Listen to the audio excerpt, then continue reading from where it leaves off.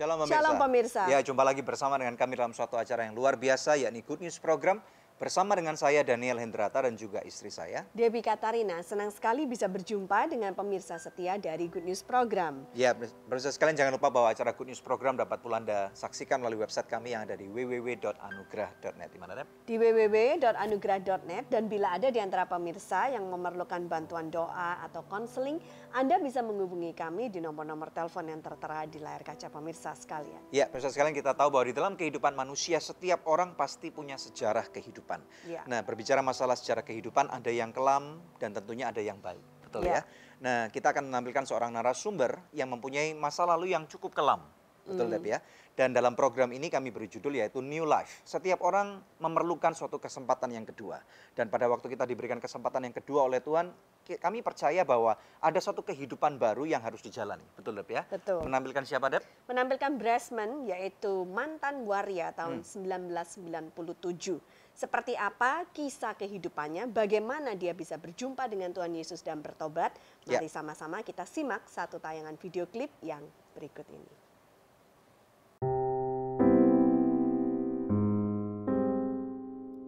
Pertobatan dan kelahiran baru bukanlah titik akhir dari perjalanan kehidupan kekristenan. Momen ini justru merupakan permulaan di mana kita sebagai orang percaya kembali kepada tujuan awal atau blueprint penciptaan kita. Dalam studio Good News hari ini telah hadir Bressman, seorang mantan Miss Waria tahun 1997. Bressman kini telah mengalami kehidupan baru dan kembali ke jati dirinya bersama Tuhan. Penasaran dengan kisah hidup Bressman hingga dapat mengalami kehidupan baru? Saksikan kisah selengkapnya hanya di Good News Program. 30 tahun saya jadi waria, saya tidak pernah menemukan sosok-sosok keluarga.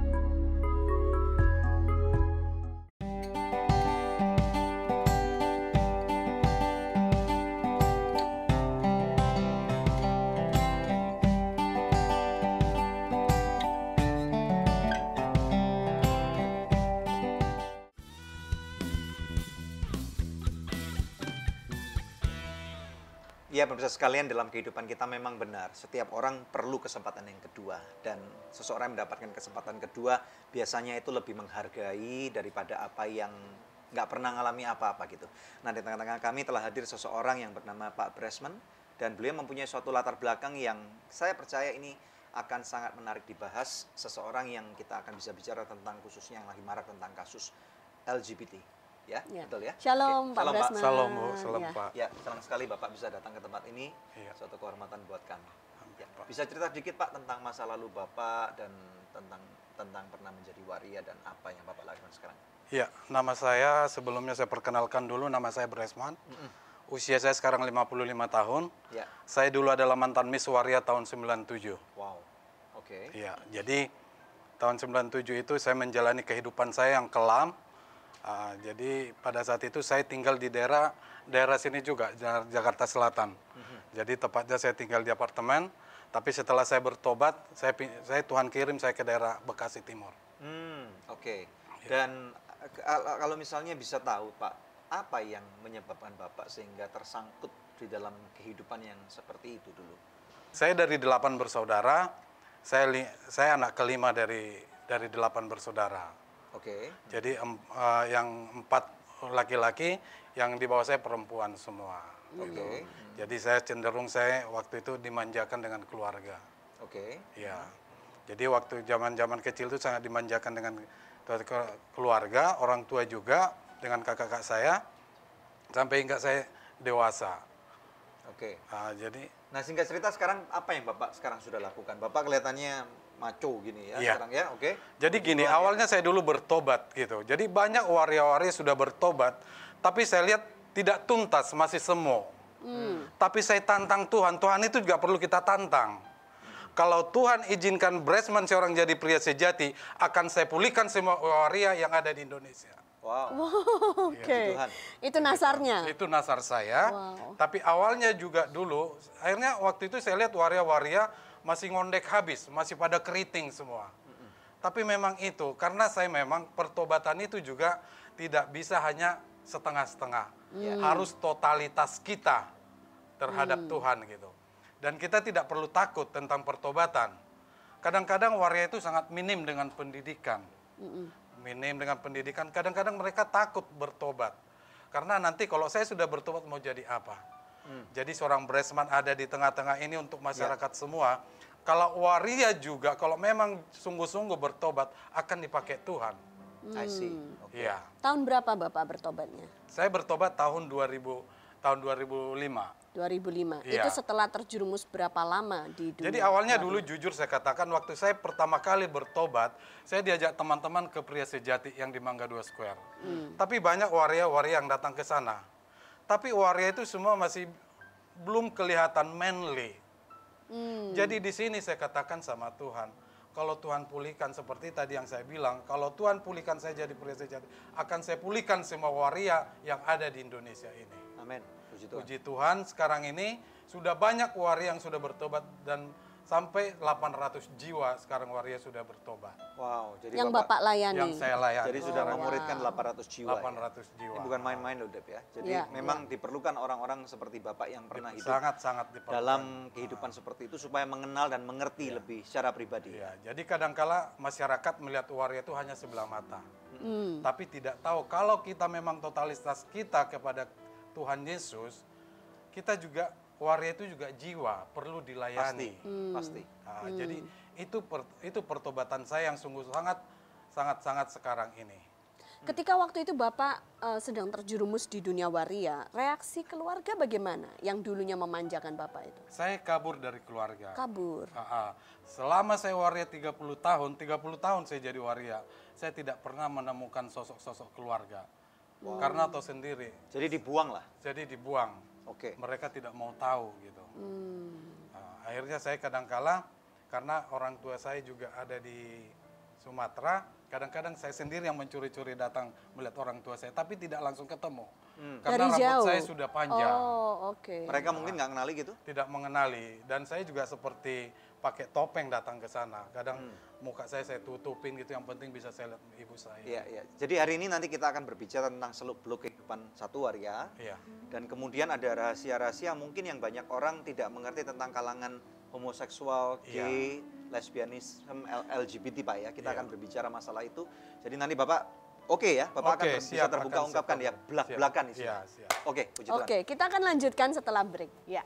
Pemirsa, tentunya kita sudah tidak sabar ingin mendengarkan lebih lanjut seperti apa kesaksian dari Pak Bresman. Tetap stay tune bersama kami hanya di Good News Program.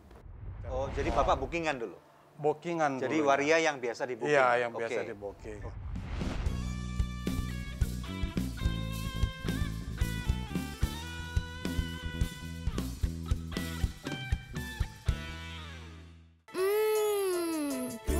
Pasti So Good Spicy Wing. So Good Spicy Wing, enak bingit. Mau dong. Feel good, so good. So Good Chicken Nugget banyak pilihan, berkualitas, lezat, nikmat.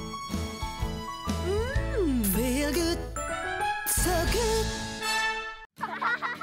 Sayur apa yang besar? Dino Sayurus. Nah, kalau ayam yang besar, ayam semesta. Kalau yang besar dan bikin seru, Sones Jumbo. Baru sosis Sones Jumbo. Jumbo sosisnya, jumbo serunya, jumbo puasnya. Gimana? Seru? Apalagi kalau pakai sosis Sones Jumbo. Sones Jumbo, jumbo puasnya.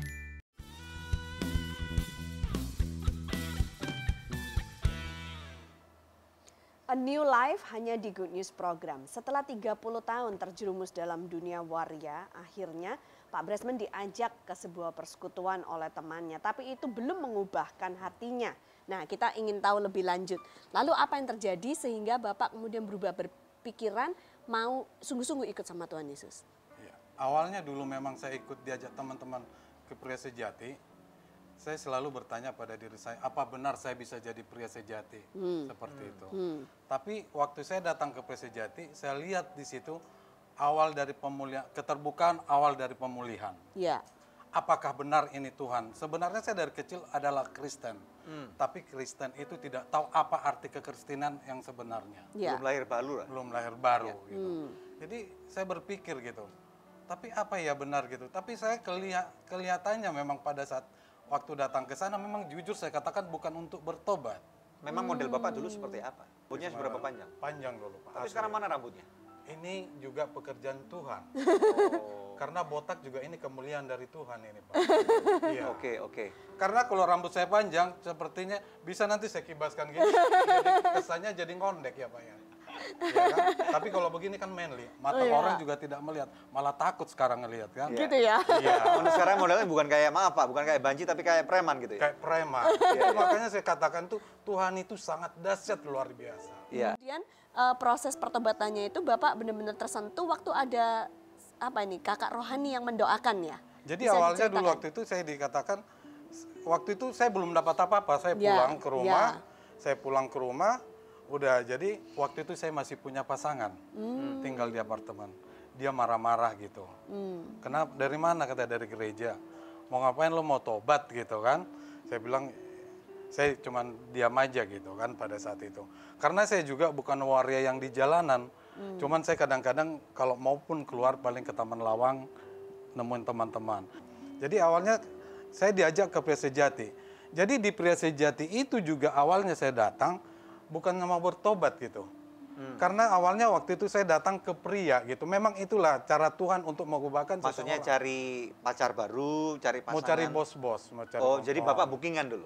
Bookingan Jadi dulu. waria yang biasa di booking? Iya, yang biasa di booking. Oke. Nah, jadi pas pada saat itu saya datang ke Pria Sejati itu, jadi namanya bapak-bapak. Di sana laki-laki itu semua bermasalah. Jadi waktu saya melihat saya masuk ke Pria Sejati itu, dia bilang, Mbak salah masuk katanya. Mbak bukan di sini. Terus masuk suaranya ke keluar? wanita bijak gitu. Nah, Dan memang Mbak, ini saya berubah ini sudah 180 derajat. suaranya dulu nggak kayak gini? Suaranya juga nggak seperti ini. Dulu kayak apa suaranya? Hah?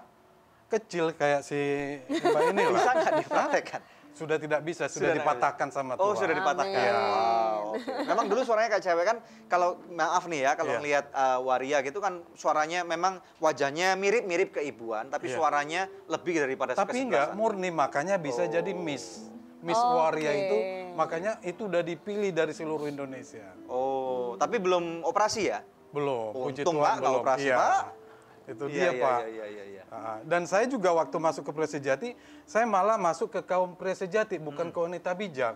Karena di diri saya itu masih ada yang mengganjal gitu kan. Lalu bagaimana Pak yang didoakan itu sehingga merubah hati Waktu Bapak? saya didoakan, jadi Bapak itu telepon saya, minta nomor telepon. Selalu dia telepon beberapa kali, saya tidak pernah mau ngangkat. Tidak mau ngangkat. Tapi waktu saya dengar lagu Indah Rencanamu Tuhan, gitu kan. Indah Rencanamu Tuhan, jadi saya coba lagu itu, saya menangis gitu. Hati saya menangis. Tidak lama kemudian saya ambil keputusan. Kalau hidup saya ini tidak benar. Sehingga saya bayar harga yang sangat ini, saya tinggalkan itu apartemen, saya tinggal di daerah Bekasi sana. Bisa cerita nggak awal-awal drastis perubahan lifestyle atau gaya hidup seperti apa? Karena ya itu seperti saya sudah tahu kadangkala saya kebetulan senang juga dengar lagu-lagu rohani gitu. Maksudnya gini, orang kan biasa bertobat. Lu bertobat deh, bertobat itu memang kata-kata yang baik Iya. dan perlu dilakukan. Tetapi ada harga yang tadi Bapak katakan, bayar harga yang demikian mahal. Saya pengen tahu berapa Iya. mahal harganya. Kadangkala manusia ini kalau dikatakan bertobat itu hanya di mulut saja. Tapi dia tidak melakukan. Ke gereja iya. Tapi karakternya itu tidak bisa diubahkan. Itu yang saya tahu. Dari keuangan, kita ngomong keuangan dulu deh. Dari Nah, dulu waktu awalnya menjadi saya waria, dulu- ada om-om yang melihara, income-nya Bresman waktu itu berapa? Saya dulu tiap di bulan? hotel-hotel, saya siang-siang jam segini saya sudah di lobi-lobi hotel itu saya sudah duduk. Rata-rata tiap bulan berapa penghasilan? Saya dapat duit itu waktu itu hampir 15 juta Per bulan? per bulan. Itu dolar Tahun masih berapa? 2.000? Iya, masih 2000. Jadi belum Berarti- lagi yang Berarti ini. berapa dolar tuh? 7.500 US dollar. Berarti sekitar 100 jutaan 100 sekarang. jutaan. Kalau dikonversikan sekarang. Iya. Terus setelah bertobat, penghasilannya berapa per bulan? bertobat tapi tidak ada penghasilan. Tidak ada. Nah, ini yang saya mau katakan. Penghasilan, Karena Rata-rata? nggak ada pekerjaan gitu ya. tapi Tuhan pelihara. Caranya bagaimana, Pak? Caranya enggak. Jadi waktu saya bertobat memang saya itu memang taat. Tapi kadangkala itu maju mundur pertobatan itu. Maju iya, tapi saya kalau sudah ini saya sudah bertobat. Jadi udah waktu itu masih berjalan 30%. Jatuh lagi dalam dosa. Jatuh lagi. Jatuh lagi. Kadang-kadang si iblis kan tidak ini. Tapi bagaimana saya untuk mengalahkan si iblis ini? Apakah kejatuhan itu gara-gara karena tidak ada income waktu itu? Waktu itu memang juga Salah ada satu income, penyebabnya. salah satu. Jadi pikiran juga belum benar-benar fokus gitu. Istilahnya kepada udah mati-mati deh gitu. Tuhan. Mati-mati deh saat seperti Oke, itu. kita akan Jadi, tutup dulu ya.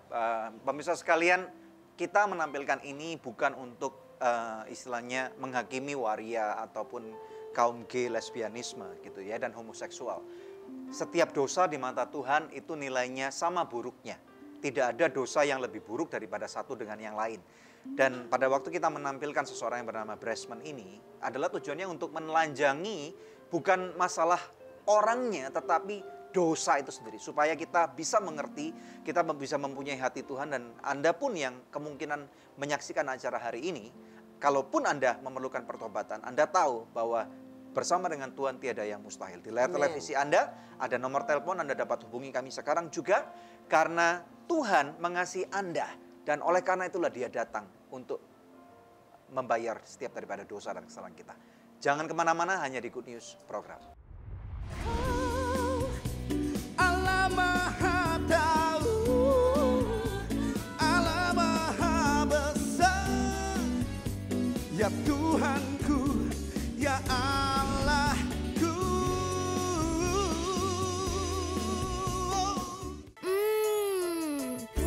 Pasti So Good Spicy Wing.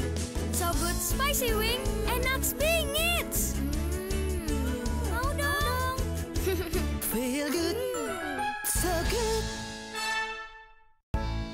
So Good Chicken Nugget banyak pilihan, berkualitas, lezat, nikmat. Feel good, so good. Sayur apa yang besar? Dinosaurus. Nah, kalau ayam yang besar, ayam semesta. Kalau yang besar dan bikin seru, So Nice Jumbo. Baru sosis So Nice Jumbo. Jumbo sosisnya, jumbo serunya, jumbo puasnya. Gimana? Seru? Apalagi kalau pakai sosis So Nice Jumbo. So Nice Jumbo, jumbo puasnya.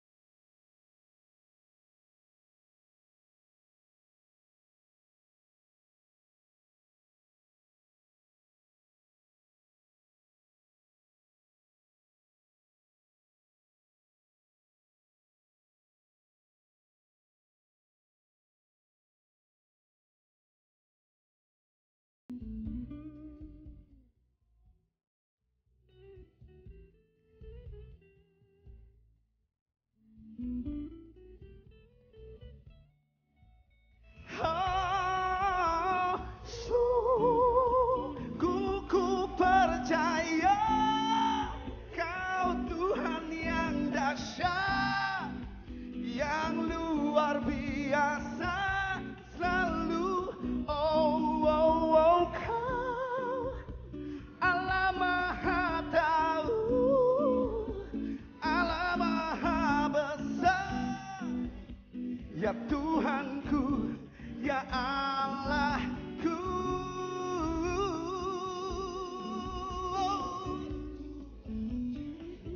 Hei, Kau Tuhan yang dahsyat, yang luar biasa, selalu Kau Allah Maha Tahu, Allah Maha Besar, ya Tuhanku, ya Allahku.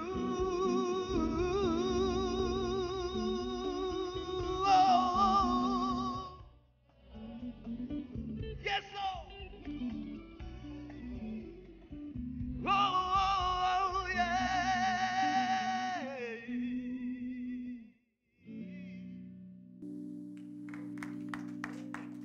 Jalannya dong. Gimana jalan? Iya, lagi dong. Iya. Sisa-sisa apa? Silakan. Selamat Gini datang saya di tapi. Goodness Program. Ya, oke. Ya. Geser sini dikit. Pak Desmond. Silakan, yuk. Wow. Oke, puji Tuhan. Wow, amazing. Haleluya. Iya, natural born singer gitu ya. Pakai mic nih. Oke. Ya, Pak.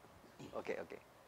Luar biasa ya. Jadi mau berkenalan dulu Gene Sahetapi. Gimana bisa nyanyinya sampai seperti itu, menghayati sekali gitu? Iya, saya nggak tahu. Memang saya percaya di Amsal mengatakan bahwa dari mulut bayi-bayi dan anak menyusui telah diletakkan dasar kekuatan. Amin. Jadi dulu Yaitu- sambil nyusu sambil nyanyi. Iya, mama saya waktu itu.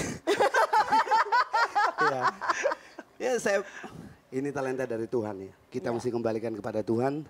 Dan kalau dunia bisa melakukan yang luar biasa, anak Tuhan pasti bisa memberikan yang lebih luar biasa. Amin. Mantap. Lagunya tadi judulnya apa, Gene? Janji. Janji. Yes. Wow. Lagu itu buat Gene berbicara tentang apa? Ya itu buat saya punya pesan khusus di mana kita mesti tahu bahwa Tuhan itu janjinya never change. Amin. Dia selalu ada dan dia tahu apapun keberadaan kita, dia tahu. Jadi kadang kita merasa bahwa Tuhan tuh meninggalkan kita. Kita kayaknya aduh ini nothing. Padahal kita sedang dibentuk, sedang diangkat sama Tuhan. Betul. Seperti ada tekanan, tiba-tiba itu rupanya untuk kita lebih ke atas. Jadi saya percaya bahwa Tuhan pasti berikan yang terbaik. Apapun yang kita sedang hadapi, ya ada rencana yang indah dari Tuhan. Hari ini kita lagi berbicara tentang new life, kehidupan yang baru. Ada nggak pengalaman dulu hidupnya seperti apa sih, kita ingin tahu, dan sekarang perubahannya seperti apa gitu? Ya, kalau bilang kehidupan yang dulu, saya dulu benar-benar duniawi banget, ya entertaining. Okay. Jadi Tuhan sempat membentuk hidup saya. Seberapa hancur sih dulu? Wow, hancur banget Pak. Bisa cerita dikit nggak? Iya, saya sempat pisah sama istri saya. Oke. 7 tahun kita Oke. dibentuk Tuhan. Dia dari seberang, dia dari Muslim, orang Padang. Saya menikah dia dan masuk Kristen, tapi saya menyanyiakan dia. Dan Kurang ajar banget berarti? sangat. Oke. I'm a pastor. Oke. Tapi ya Tuhan izinkan pembentukan di mana anak saya begitu tumbuh dewasa, dia bilang kalau papa mama nggak sama-sama lagi, lebih baik saya mati. Saya khawatir karena dia cerminan saya, dia juga dia rapper, dia suka nge-rap. Jadi dia benar-benar cerminan saya. Jadi saya sayang banget sama anak saya itu. Jadi ada berapa anak? Ada 2. Udah gede-gede sekarang ya? Ya, yang pertama udah 17 tahun. Yang kedua karena kita bersatu lagi, Tuhan kasih 2 tahun setengah, mau 3 tahun. Wow. Haleluya. Itu hasil pemulihan berarti? Haleluya, amin. Oke, Ini sekarang rambutnya aslinya begini ya Pak? Iya, dikondisikan. Oke. Iya, saya suka black people, saya suka style. Tapi memang rambutnya curly aslinya. Iya, sebenarnya mix sih. Oh, oke. Keren banget. Nah sekarang apa yang Gini lakukan dalam kehidupan sehari-hari, bisa cerita nggak perubahan drastisnya seperti apa? Iya, saya merasakan campur tangan Tuhan. Tetap masalah itu tidak pernah stop selama kita hidup. Tapi selama kita mengandalkan Tuhan dan percaya janji-janjinya, Tuhan akan selalu ada sama kita. Amin. Saya percaya Allah Immanuel itu yang menuntun saya sama istri saya melewati segala sesuatunya bersama Dia. Moto kehidupannya apa sih? Trusting God. Good. Puji silakan. Tuhan. Ya. Terima kasih. Terima kasih Gini ya, sudah kami masuk sangat ke diberkati Chris banget. Ya, God bless. Ya, terima kasih. ya, terima kasih banget. Nah pemirsa, ini saatnya kuis yang selalu dinantikan oleh pemirsa sekalian. Ya, pertanyaannya mudah sekali. Apa judul lagu yang tadi dinyanyikan oleh Gene Sahatapi? Anda bisa mengirimkan jawabannya melalui SMS ke nomor HP yang tertera di layar kaca pemirsa sekalian, atau melalui email ke goodnews@anugerah.net dengan format seperti ini: kuis, nama, alamat lengkap, dan jawabannya. Bila Anda mengirimkannya lewat email, sertakan juga nomor HP Anda. Maka kepada 5 orang pemenang terpilih, kami akan mengirimkan masing-masing sebuah buku terbitan terakhir dari toko buku Immanuel. Pemirsa tetap stay tune bersama dengan kami akan kembali membawa lebih banyak good news lagi. Tuhan mau pakai kamu. Mau apapun orang katakan, kamu pegang Amsal 23 ayat 18.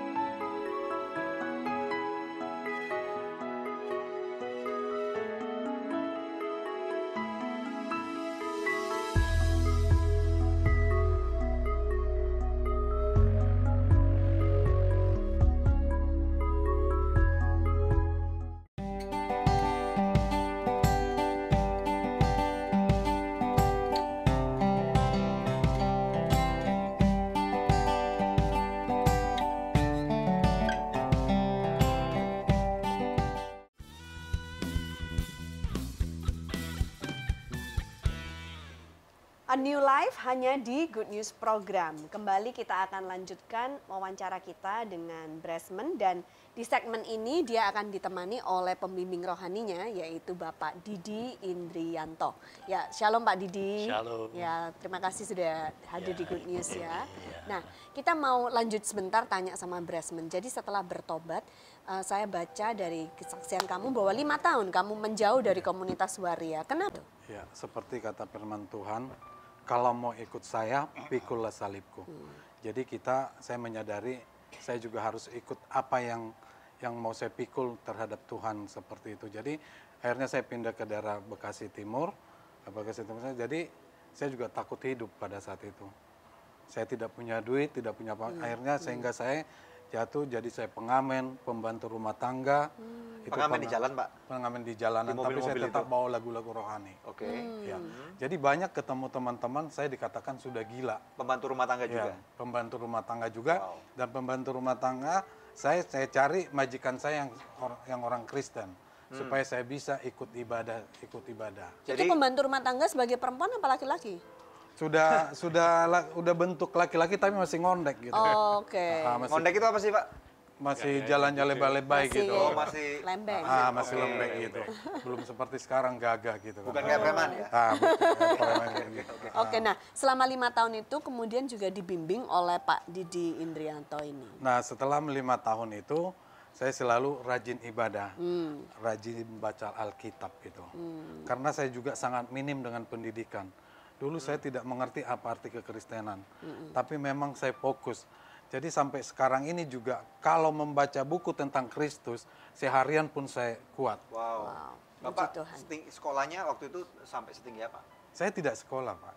Nggak pernah sekolah? Nggak pernah sekolah. SD pun nggak lulus? Nggak sekolah. Jadi setelah saya bertobat baru saya mulai ikut-ikut sekolah-sekolah. Oke, tapi baca tulis bisa dong? Bisa. Belajar dari mana? Dan duit juga tahu. Lebih penting gitu ya? Iya, lebih penting gitu. Iya. Jadi Pak, bicara dari Bapak ini, kalau sekarang perannya Pak Didi apa? Bisa ceritakan kan? Jadi awalnya dulu waktu itu saya sudah mulai diundang-undang ke gereja-gereja ke penjara-penjara. Jadi ketemu, kebetulan Bapak ini sama timnya mengisi di sana. Saya waktu itu ada Pendeta Maringka, saya diundang Pak Pendeta Maringka, sekarang di Amerika. Jadi diundang, dia sudah tahu seorang Bresman itu seperti apa gitu. Jadi kadangkala gini, orang melihat pertobatan waria itu semu.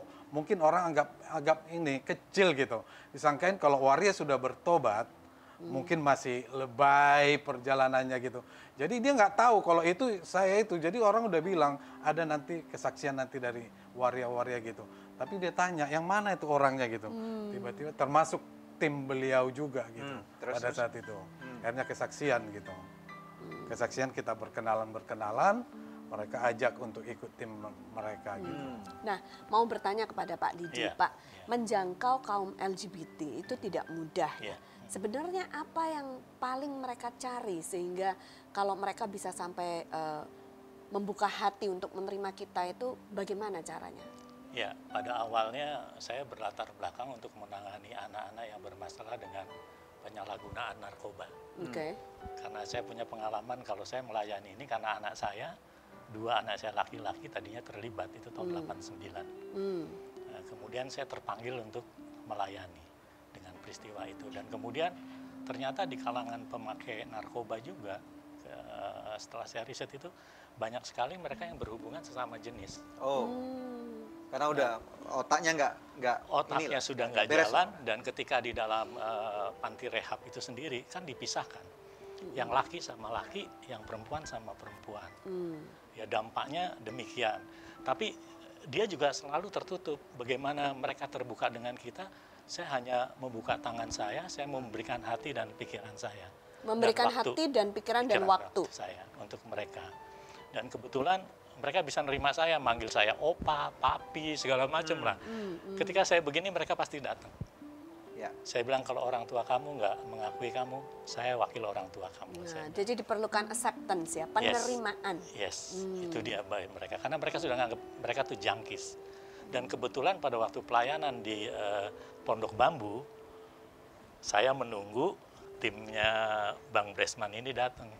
Saya lihat kok ada orang botak gitu, marah-marah sama tukang parkir ini, saya harus masuk ke dalam marah-marah. Tapi kok marah-marah ada ngondek kayak gitu. Ini apa nih orang nih, saya pikir gitu kan. Jenis langka gitu. Jenis langka nih, tapi rambut sudah nggak ada kayak gini. Mas saya pikir nih orang sombong banget ya. Tapi kok kayak begini, ada kelainan apa nih. Pas ke dalam nggak taunya ngumpulin KTP, oh dia juga ikut timnya. Terus dia berkesaksian di situ. Terinspirasilah saya. Kenapa orang yang 30 tahun udah bergumul di dalam dunia yang hitam, tidak saya bawa ke tempat lain untuk memotivasi. Karena banyak orang tua juga yang anak-anaknya sudah pakai 15 tahun, 10 tahun itu merasa sudah no hope. Dan ketika saya membawa Bang Bresman ini, saya kemudian berkenalan, Bang, Tuhan mau pakai kamu. Mau apapun orang katakan, kamu pegang Amsal 23 ayat 18. Bunyinya apa itu, Bang? Harapanmu sungguh ada dan tidak pernah akan hilang. Nah itu yang saya bilang sama, mau latar belakang kamu apa, kamu ke depan. Bagi Tuhan tak ada yang mustahil. Tapi kamu mau ikut saya juga mau monitor kamu. Terakhir saya tanya dia, apa kamu masih suka sama cowok? Jawabnya Bang, masih ya gitu ya. Saya bilang itu proses. Pada saat itu. Pada saat itu proses. Saya bilang enggak, itu wajar. Nggak mungkin kita langsung sekejap berubah itu nggak bisa ya. Karena apa? Kalau kamu juga nanti mau berubah sama teman-teman kamu yang lain, kamu harus berubah diri kamu dahulu. Kemudian saya tantang lagi. Pasti kehidupan 30 tahun kan pasti kehidupan, ya Pak ya, seksnya juga penyimpangan dengan anal. 30 tahun pasti berhubungan juga dengan narkoba. Dan saya tahu kalau kamu juntik, kamu ganti-ganti jarum, pasti HIV yang ada di dalam tubuh kamu. Dan itu terjadi, Pak? Nah, kita nanti akan bicara masalah ini. Oke, bagaimana nih dengan kehidupan Bresman? Apakah dia pernah nggak kena narkoba, ataupun pernah nggak dia? Dokter mengatakan apa nih? Apakah mungkin dia terjangkit HIV? Nah, oleh karena itu pemirsa sekalian, kita akan belajar lebih dalam lagi tentang kehidupan Bresman, dan tentunya di dalam kehidupan yang baru kita akan membahas tuntas nanti ya. Jangan kemana-mana, hanya di Good News Program. Komunitas itu sangat penting. Ya. Ya, komunitas sangat penting, berdua itu sangat dahsyat.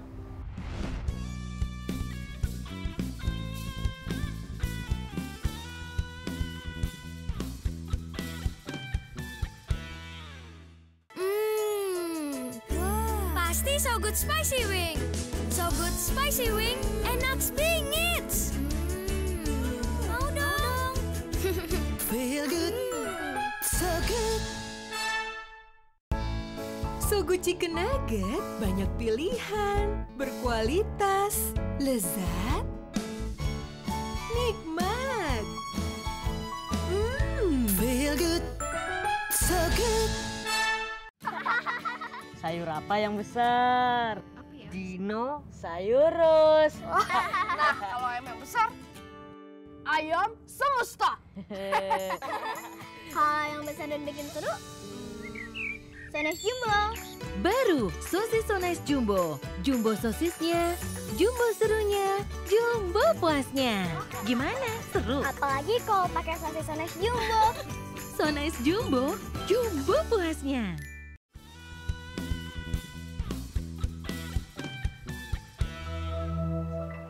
Orang bilang biasanya pecandu narkoba itu terlibat seks bebas. Dan kemudian mereka mempunyai suatu kerentanan terhadap suatu penyakit yang namanya HIV. Karena gonta-ganti daripada jarum suntik. Nah, di tengah-tengah kita ada seorang mantan waria yang sepertinya dulu pasti menggunakan narkoba. Dan kita lihat nih, Pak Bresman dulu menggunakan narkoba nggak? Iya, Pak. Jenis apa? Semua saya pakai. Semua? Termasuk Nyontik yang juga, suntik juga? ya yang buat ini juga. Dan juga putau. Gonta-ganti pasangan juga? Gonta-ganti pasangan juga. Penggunaan narkoba, gonta-ganti pasangan, jarum suntik juga, pinjam teman dan yang lain-lain. Kena HIV nggak dulu? Kena. Wow. Terus gimana? Apa kata dokter waktu itu? Pada waktu kena HIV? Saya sudah divonis dan saya teman-teman sudah pada tahu. Kalau dulu nama saya Citra dulu. Oh, nama panggungnya? Nama panggungnya, jadi Nama Citra jalan. dulu. Jadi mereka sudah tahu, sudah kena gitu kan. Wow. Dan Kalau saya- gitu udah masih banyak yang pakai? Masih. Masih yang maksudnya tidur sama kamu gitu? Ya mereka kan tidak tahu Wow. kalau Wow. kita sudah kena. Dan saya memang waktu itu saya tidak mau darah saya dicek pada saat itu. Wow. Waktu saya sebelum bertobat gitu. Setelah bertobat dicek. Setelah dicek. Dan dokter nyatakan Ini semuanya Negatif. negatif semua. Dan maksudnya waktu gini ini. Waktu Bapak dulu tervonis HIV, Ya. apa yang dirasakan dulu? Badan itu cepat ini, Lelah. cepat lelah, capek gitu. Jadi nggak kuat berdiri seperti itu. tapi itu sudah dicek secara klinis kan? Pusing-pusing. Memang Sudah. kena. Oh, oke. Nah, Sudah. HIV positif? Positif. wow, terus gimana caranya bisa hilang ya? Kalau karena saya dengar dari dokter bahwa HIV itu nggak bisa hilang, katanya bisa sembuh. Saya imanin aja semuanya. Saya berdoa sama Tuhan, saya minta ampun kepada Tuhan. Saya mau dipulihkan sama Tuhan gitu. Berapa tahun kamu terima mujizat itu? Terima mujizat itu, jadi saya benar-benar sungguh-sungguh dipakai Tuhan itu 6 tahun Terakhir ini. ini. Dan kemudian tahu kalau bersih HIV? Bersih HIV, termasuk orang bapak ini dulu yang ngecek. Itu di tahun keberapa? Udah tahun bergabung sama 2007. 2007. Jadi setelah mentas berapa lama? Udah cukup lama juga. Cukup lama. Cukup lama. Jadi dari HIV positif sekarang negatif. Negatif. Wow. Puji Oke, Tuhan. wow. Selamat ya Pak. Tapi berapa banyak orang yang sudah Iya, Bapak seperti tulari? dapat lotre itu.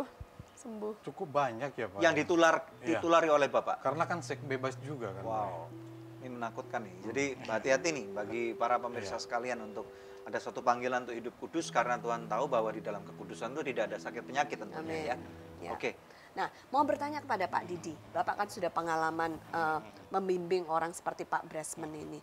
Bagaimana caranya, step-stepnya Pak, untuk orang-orang yang terlibat dalam dunia LGBT, membimbing mereka untuk bisa bertobat itu secara tuntas gitu. Jadi nggak setengah-setengah, nggak separuh jalan. Ya kuncinya keterbukaan.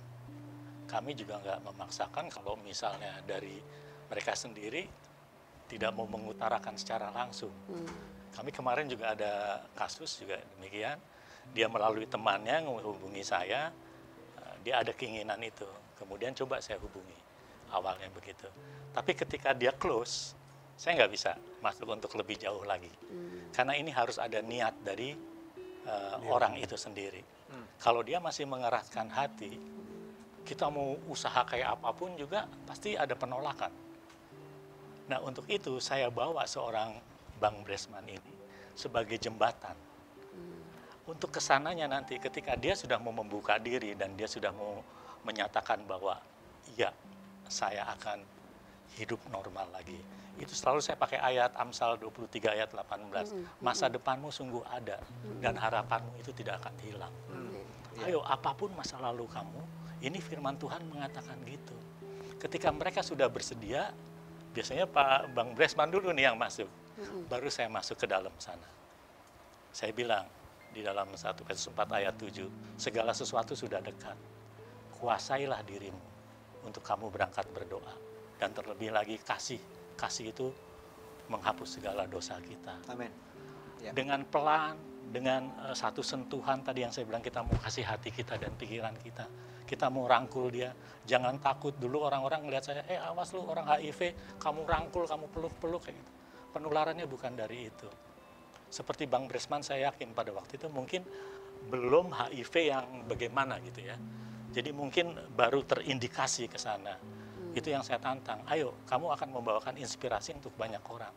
Ternyata ketika saya bawa di satu panti rehab di Lido di sana, ketika dia berkesaksian, ternyata banyak sekali anak-anak yang pemakai itu mengenal Bang Bresman.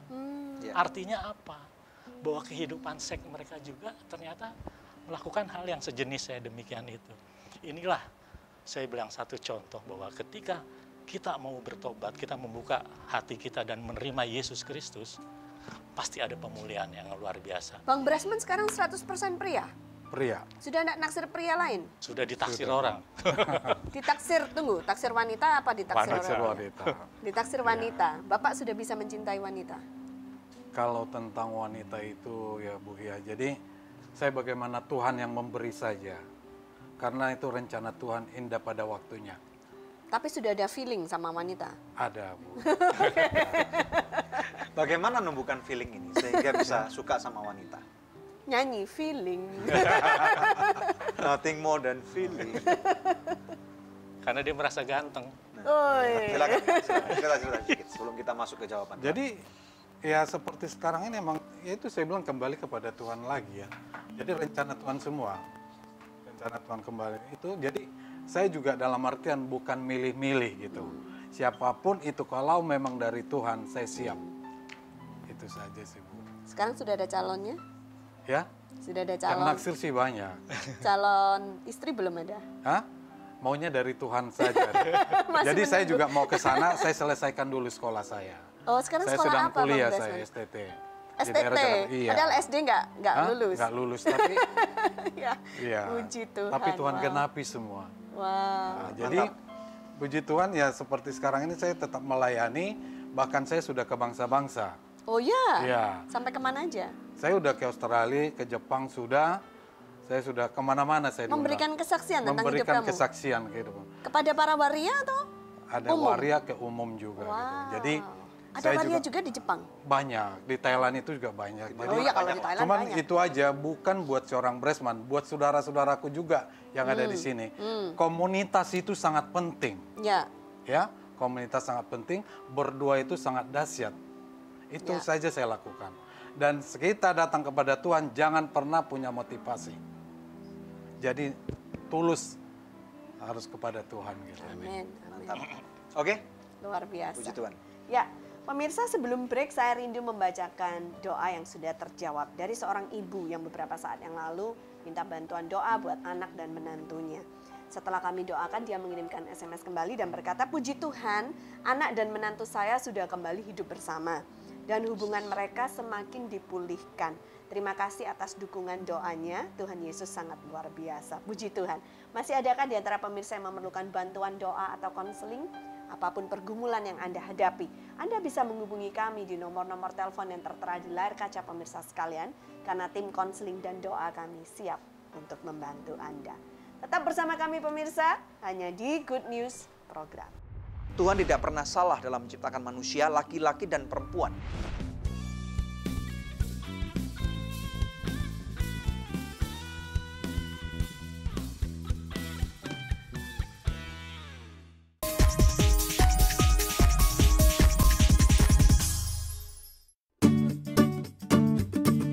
Gereja Kristen Nazarene atau GKN Berkat digembalakan oleh Pendeta Stefanus Luambo Zanolo Halawa bersama istrinya Larisma Sibarani menggembalakan jemaat yang berjumlah sekitar 80 jiwa.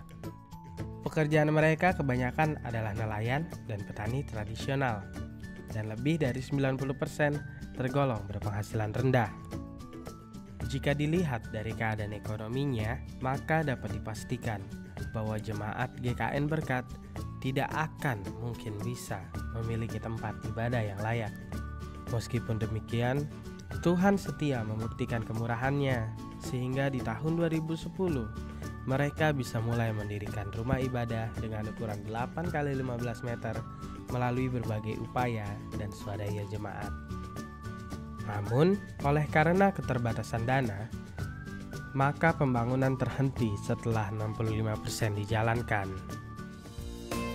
Senin 21 November 2016 menjadi sejarah baru bagi Gembala Sidang dan seluruh jemaat GKN Berkat karena proyek CMO yang ke-38 dimulai di gereja mereka.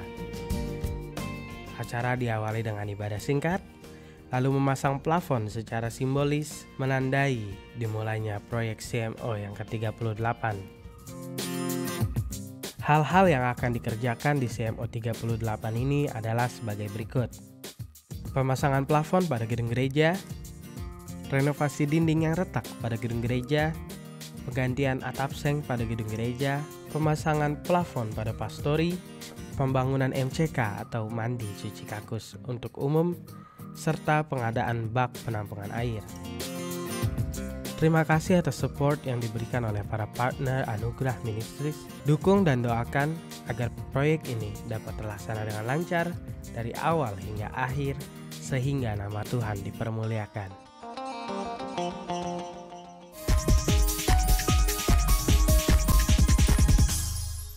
Pemirsa, sejak tahun 2005 kita telah bersama-sama di dalam Good News Program. Terima kasih untuk kesetiaan dari pemirsa setia Good News Program, khususnya buat partner dari Anugerah Ministries. Bila ada di antara pemirsa yang belum menjadi partner Anugerah Ministries, izinkan saya mengetuk hati Anda. Mari sama-sama kita dukung Anugerah Ministries supaya bisa lebih banyak lagi pekerjaan Tuhan yang kita lakukan bersama-sama. Anda bisa menghubungi kami di nomor telepon yang tertera di layar kaca pemirsa atau memberikan taburan di nomor rekening yang tertera.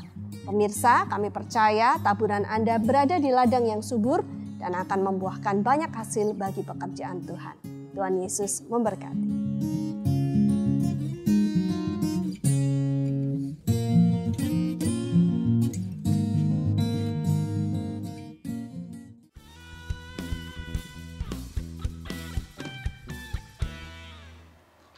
Kita tiba di segmen terakhir dari Good News Program hari ini, A New Life. Nah, sebagai penutup Pak Bresman dan juga Pak Didi, bisakah memberikan kata-kata dorongan kepada pemirsa di luar sana? Mungkin ada di antara mereka yang sekarang ini posisinya masih seperti Bang Bresman dulu, yang masih bergumul. Nah, bagaimana supaya mereka bisa mengambil langkah-langkah pertobatan itu? Silakan Pak. Ya.